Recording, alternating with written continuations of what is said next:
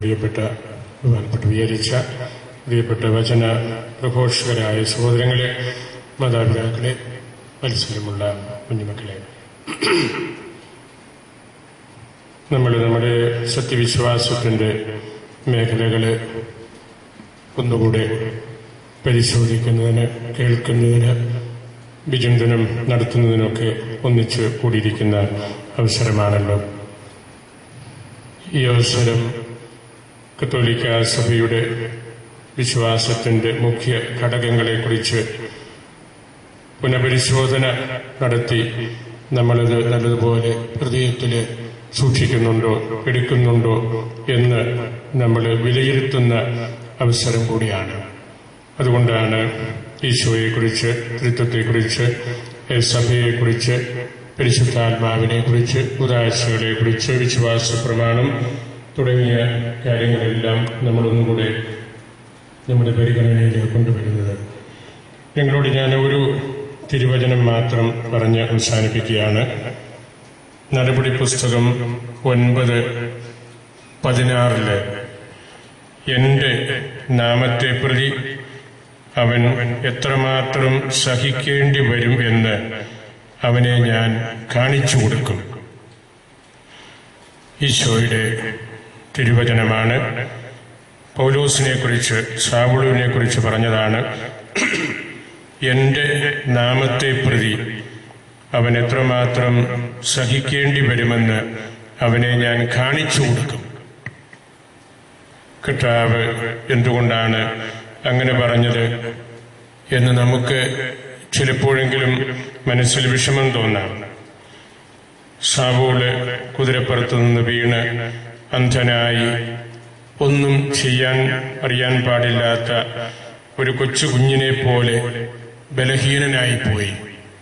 പുലിയെപ്പോലെ ഓടി നടന്നവന് ബലഹീനനായ ഒരു ശിശുവിനെ പോലെ ആവുകയും അന്ധനാവുകയും ചെയ്തപ്പോൾ ദൈവത്തിൻ്റെ മുമ്പിൽ ആധ്യാത്മിക പിതാക്കന്മാർ പറയാറുണ്ട്, ശൗല് അല്ലെങ്കിൽ പൗലോസ് അനുസരണം പഠിച്ചത് അപ്പോഴാണ്.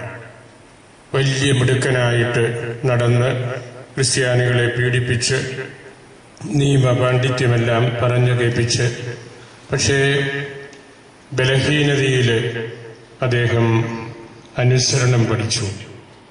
അദ്ദേഹത്തിന് കിട്ടിയ നിർദ്ദേശം, എഴുന്നേറ്റ് പട്ടണത്തിലേക്ക് പോയി നീ എന്താണ് ചെയ്യേണ്ടതെന്ന് അവിടെ വെച്ച് പറഞ്ഞു തരും.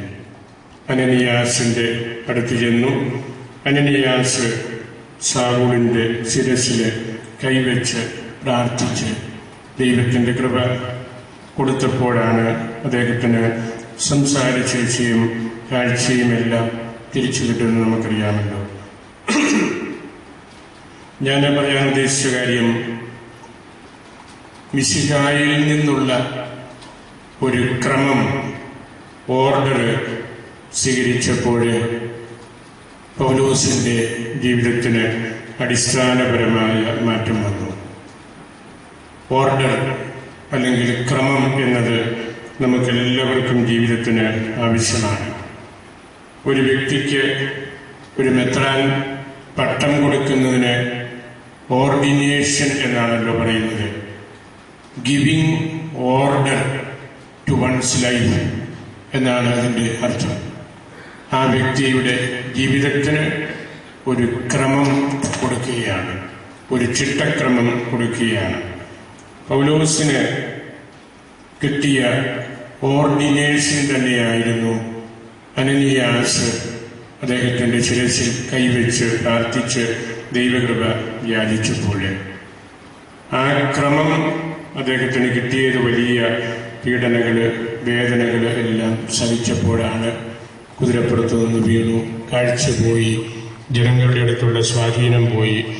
എങ്കിലും അദ്ദേഹത്തിൻ്റെ ജീവിതത്തിന് വലിയ സംതൃപ്തി നൽകുന്ന ക്രമം കിട്ടുകയും അദ്ദേഹം ദൈവത്തിൻ്റെ വലിയ പ്രഘോഷകനായിട്ട് മാറുകയും ചെയ്തു.